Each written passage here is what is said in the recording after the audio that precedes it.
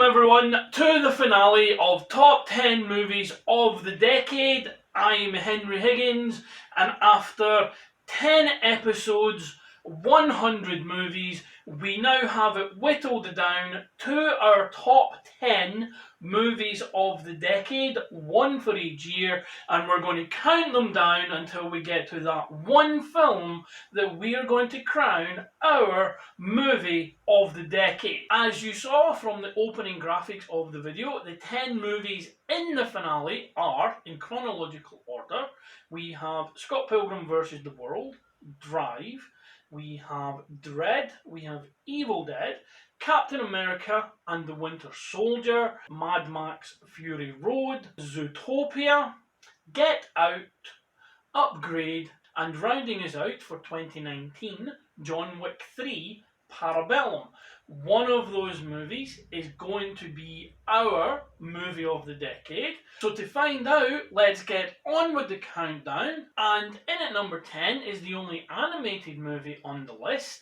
It is a fantastic film in its own right, an excellent example that Pixar are not the only ones that can do phenomenal animation. It's Zootopia. As we mentioned in the countdown for 2016, Zootopia is just a phenomenal movie. Great cast, great animation. It's a political thriller masquerading as a kids' cartoon. It has jokes for adults, it has jokes for kids. It's phenomenal, and it's our number 10. In at number 9 is the first winner of the series, and it's Scott Pilgrim vs. the World. When we discussed this in episode 1, we marvelled at how amazingly well Edgar Wright translated comic book and video game aesthetics to the screen. The cast are all excellent in their roles. Michael Cera was born to play Scott Pilgrim. Mary Elizabeth Winstead is amazing in this movie. I'm sure Scott wasn't the only one who fell in love with Ramona Flowers during the runtime of this film. And the whole concept and the whole story is just excellently put across. On top of that, a killer soundtrack that is still worthy of a listen to this day. And this is a movie, I've watched it numerous times. Josh watched it for the first time just before we started filming the episodes for this series. He absolutely adored it as well, and the whole concept around the movie is just fantastic. And Scott Pilgrim vs. the World is number 9 on our countdown for the best movies of the decade. Switching gears for number 8, going from the kid-friendly fare to something that is definitely not for a minor audience, it's Ryan Gosling in Drive. And again, when we mentioned this in the countdown as number 1 for 2011, this movie is cool. It is the visual and aesthetic representation of cool on screen. Ryan Gosling is phenomenal in this film, as is Carey Mulligan. Albert Brooks goes against type, and then there's so many other characters like Ron Perlman who just pop up in the film. Christina Hendricks is also in there as well. And I say, this is cool. This is another one that has a fantastic soundtrack. It has an amazing neon vibe to it, visually. And Ryan Gosling, this cemented him as an actor to watch. And Drive is a worthy inclusion in the countdown of the top 10 movies of the decade at number 8. And at number 7 is the only MCU movie to make the finale. And now there was a lot of MCU movies, obviously, over the preceding 10 years. And there was a lot of fantastic movies in that time, including Black Panther, the Infinity War and Endgame climax to the Infinity Saga, Civil War, Ant-Man, Doctor Strange, Captain Marvel. There's so many great movies. But above them all was Captain America the Winter Soldier. And during the 2014 episode, when this came out on top, we talked about how this was, like Zootopia, this is a political thriller. This is a 70s political thriller in comic book movie clothing. Having Robert Redford in there was a magnificent coup, considering his reputation from doing political thrillers, especially in the 70s and early 80s. Steve Rogers, the Falcon being introduced, the Hail Hydra situation, which kickstarted Agents of S.H.I.E.L.D., This is when the MCU grew up. This is where it matured, and the entire film is just phenomenal from beginning to end. Amazing characters, amazing action, setting up the wider MCU that would eventually become into Age of Ultron, it would come into Civil War, and the whole, as I say, Hail Hydra dismantling S.H.I.E.L.D. and having to be rebuilt. Captain America the Winter Soldier is the perfect Captain America movie. It's the perfect MCU movie, and it takes a worthy position in the movies of the decade at number 7. Number 6 sees us sticking with the world of comic books, but it is the last comic book adaptation in the countdown. It's a reboot as well, and as you've seen over the course of the series, in previous videos, articles, tweets, posts on Facebook, Instagram, that kind of thing, I'm a huge advocate for reboots and remakes, and this is one of those where it's the perfect example to show someone that just because a movie's been done once doesn't mean it shouldn't be done again. This is the iconic Dredd. Obviously adapted from the comics, but essentially rebooting what was meant to be a franchise with Sylvester Stallone in the 90s.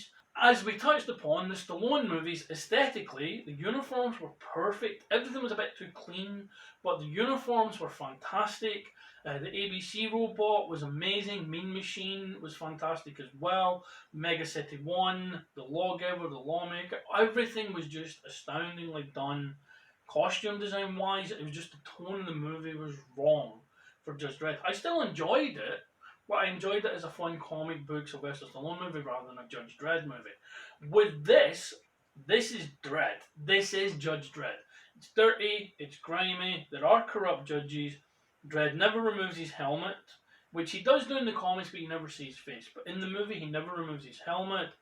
Rookie Anderson is awesome as well, as played by Olivia Thirlby, and the whole aesthetic is essentially The Raid, if you've ever seen The Raid, but it's The Raid in Mega City 1 with Judge Dredd. And Lena Headey as Mama is fantastic as well. The action, it earned its R rating. The slow-mo drug and the effects used for slow-mo are all excellent, and Dredd is such a perfect film for this character, and they've been trying to get a sequel or a TV series off the ground for a long time now. Carl Urban, who we met at Wales Comic Con, one of the nicest guys we've ever met, he is keen to do it as well. I'm not sure how his work on The Boys is going to affect that at the moment, but he's keen to do it. We're keen to see it.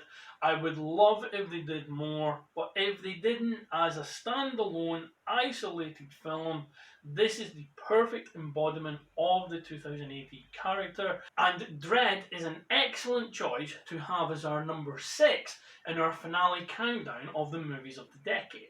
Following that at number 5 is another reboot slash sequel that exemplified everything I mentioned about why reboots and remakes are essential, and why they can be fantastic movies in their own right, and why they can add and sometimes excel the original film. This is Evil Dead, and the whole concept of this is that the Necronomicon, the book, is forever. It is always going to be there. It would seem that Ash and his group were not the first to encounter it. They will not be the last, hence this movie. It's an entity, it is an evil. This took everything concept-wise from the original movie, kept some humour but kind of played it straight, but in the best way possible. The effects are gruesome, the acting is phenomenal. Jane Levy is amazing in the lead role, and everyone else involved in the movie excel in the parts they've been given. It is a blood-soaked gore fest at times. The finale, as I mentioned in the 2013 video, is just, it's the most blood that's ever been used for a single scene in a movie. It literally colours everything red. The entire screen is red, the sky is red, and this is how you make an amazingly tense horror film. Evil Dead is astounding. It is something I have gone back and watched a number of times. The post-credit scene of Ash, given a little groovy, links it to the original Evil Dead saga. The plan was to have an Army of Darkness 2 with just Ash and his crew, although that kind of became Ash vs. Evil Dead TV show. Then we were going to get a sequel to this one with these characters. Then we were going to get a follow-up movie combining the casts. How that would work, I don't know. I don't think it's going to happen now. From interviews with Bruce Campbell, he has put the character to bed from the end of Ash vs. the Evil Dead. And this, I believe, I don't think we're going to get a sequel to this either. We may get another reboot. But for now, this is a fantastic entry in the canon of Evil Dead. If you haven't seen it, if you haven't seen any of the movies on the list, obviously, but if you haven't seen this and you're a fan of horror, you are missing out. And Evil Dead stakes claim to number 5. We're still in horror. This time it's an original concept, and it's Jordan Peele's Get Out. It's almost impossible to exaggerate how important this movie was. Jordan Peele, coming from comedy to horror and being successful, opened the gates for others to do the same. And as we discussed in the 2017 episode, we have Chris Rock making an entry in the Saw series with Spiral from the Book of Saw. That has been delayed because of COVID. We have Danny McBride going in with writing duties on the Halloween sequel / reboot, and then he's obviously got Halloween Kills and Halloween Ends coming. Again, the COVID situation meant Halloween Kills should have been out this year. It's now delayed till 2021. So that's quite a ways away now. And Jordan Peele himself came back with Us. So there's a lot going on there, and I hope that trend continues. I've talked about the acting for a lot of these movies. Obviously, they're in the list for a reason. The acting in this film is phenomenally good. A lot of the characters, I say, they have to switch between their public personas and who they really are. The staff, the gardener and the maid, they have to switch as well, simply because of the nature of the film. They are effectively possessed. Comedy is played at the right moments and at the right tone, and the entire thing is a perfect allegory for systemic racism in the US, if not the world. Some can walk away with it just being a fantastic horror movie, and that's fine, because it is a fantastic horror movie. Others see a deep-rooted look at the history of the country that they live in, and take solace in the fact that a movie director has captured that on film. However you take this movie, that's fine. It's your experience. For me, I loved everything about it. I thought it was an excellent horror movie. The sunken place is a terrifying prospect. The entire idea of being a passenger while someone else controls your body is something that is inherently creepy, and I imagine it's a fear a lot of people have. Then you have the political subtext on top of that. The desire and the envy of the perceived superiority of black genes when it comes to athleticism. Although in an interesting twist in this one, David, the main character, it isn't his athleticism that's coveted, it's his eye for a great picture. He's a photographer, he's a fantastic artist. And that is such an interesting subtext to hang a horror movie on. And that it works so well as a testament to everyone involved. And with Get Out being such a fantastic horror movie, it fully deserves its place on the list, taking the number 4 spot in our countdown of the best movies of the decade.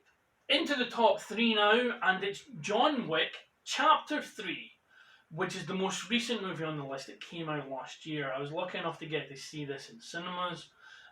The first 2 John Wick movies I saw at home. I got to see this one in the cinema. It's an astounding orgy of action, mythology, world building, betrayal, double crosses, triple crosses, double bluffs. There's so much going on in this movie. Keanu Reeves obviously drives the film. but the supporting cast are all excellent as well. Go and watch the 2019 episode if you haven't seen it already to find our fuller thoughts on the film. However, John Wick Chapter 3 is... If you take this as a trilogy, there is going to be John Wick 4 and 5, but it seems that it's going to be... This is the culmination of the story that was started in Chapter 1. I think 4 and 5, possibly 6 if we get that, is going to be a continuation of what's gone before, but it's a new story, it's a new angle. So if you take this as a trilogy, John Wick Chapter 3 is the perfect capper to that. The action is intensified, it's exaggerated more, but not to the point of utter absurdity. Again, as I mentioned in the 2019 video, John Wick gets a horse to kick a man twice. There's ninjas on bikes with swords, there's knife throwing, there's a guy getting killed with a book. There's so much going on in this film, and I haven't even got to Mark Dacascos as Zero, who instantly became one of my favourite sub-characters in the overall story. He is excellent in this film, and his character subverts certain expectations. He lives up to some of them, being an assassin, an elite one at that, but he subverts a lot of them with his character work. And overall, Chad Stahelski has created such an amazing vision. Everyone involved should be proud, and John Wick Chapter 3, Parabellum, is our number 3 movie of the decade.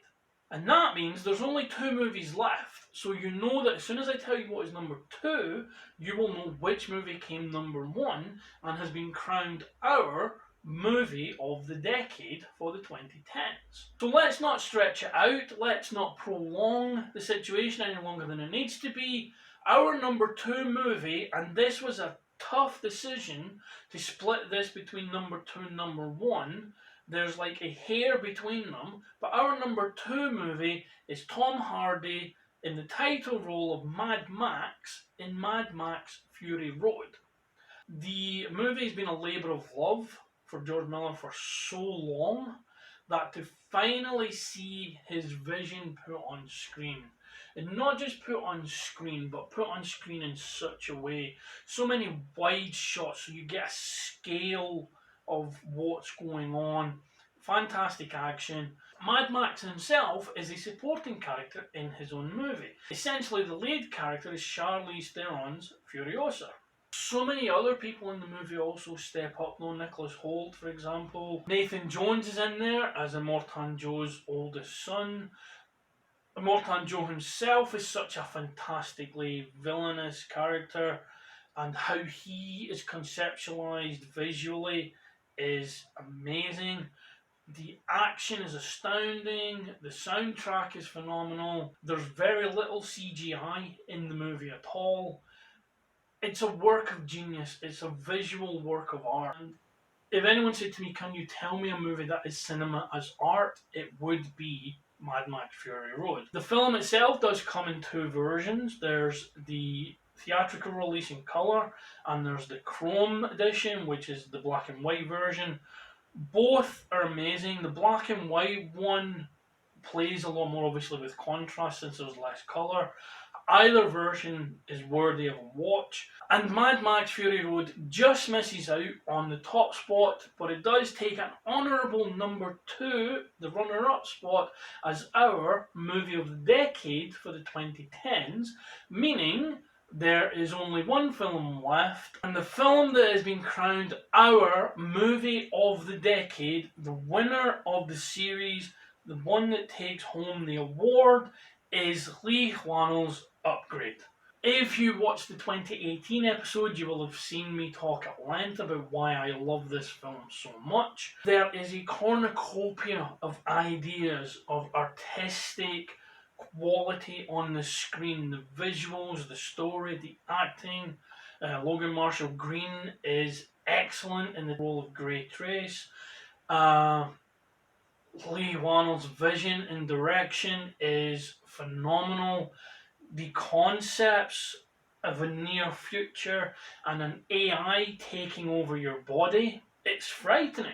And I mentioned in Get Out someone taking over your body while you are subconsciously there in the back. This happens in Upgrade as well, because when Grey allows Stem to take control, then he's a passenger. He knows what's going on, but Stem is controlling everything below the neck. The implant is in the base of his neck here, so it can't control anything above there, which is explained in the plot. This manifests itself excellently in the first major fight of the movie, when Stem takes control of Grey's body. A punch is thrown at his head, and because Stem can't control above the neck, it can't move the head, so it grabs his face and literally pulls his own head out of the way of the punch. And Logan Marshall Green's control over his body, contorting it to give the effect that a third party is controlling this, is excellently done. He deserves a ton of credit for the work he put in this movie.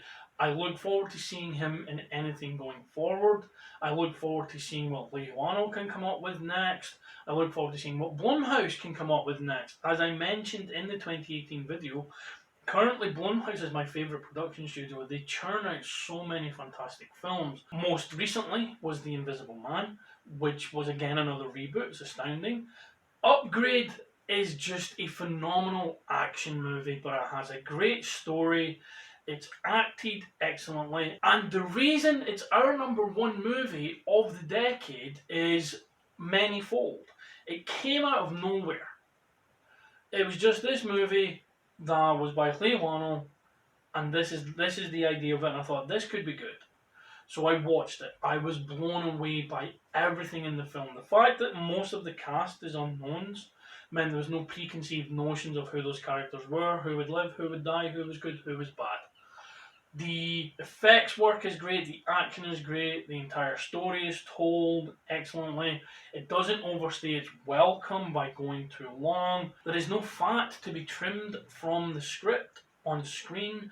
Everything goes at a brisk pace, everything makes sense.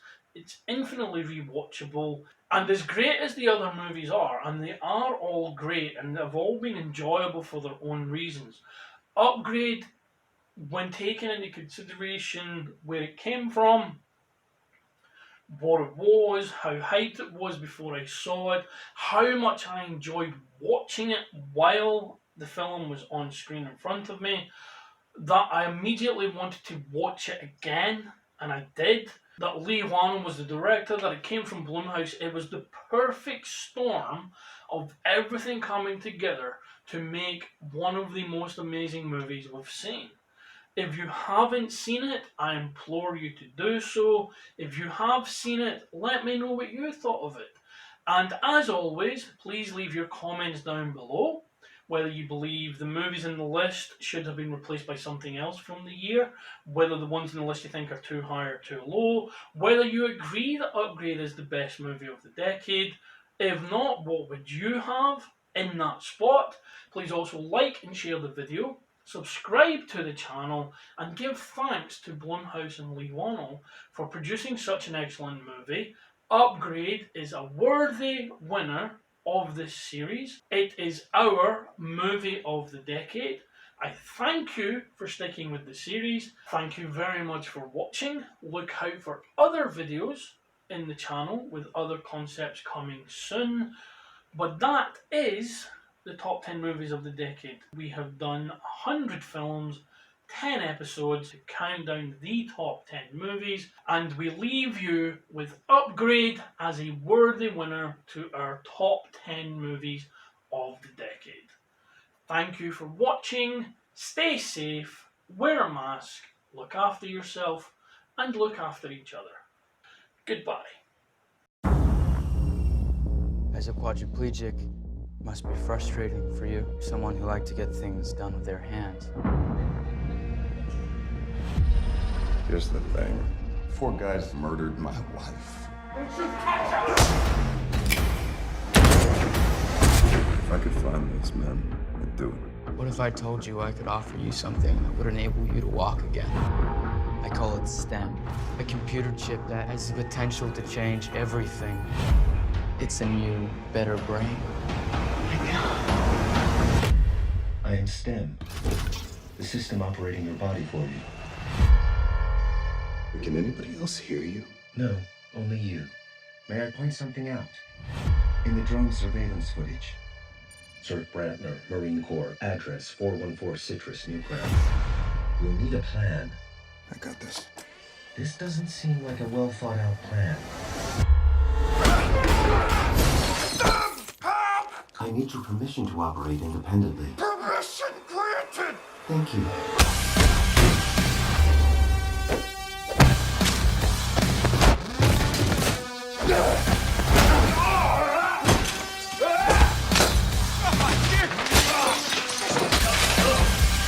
Stay down, man.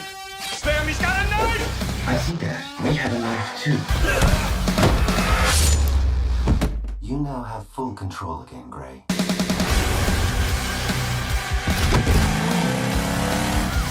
If you are involved in this somehow, then you need to let me know. Well, I was in the area, detective. There's a gun implanted inside his hand. Stem, what do you think I should do? Move, Gray. Man, you are persistent. I cannot allow us to be killed. We're going to finish the job we started. You didn't know that I'm a ninja. While I am state-of-the-art, I am not a ninja.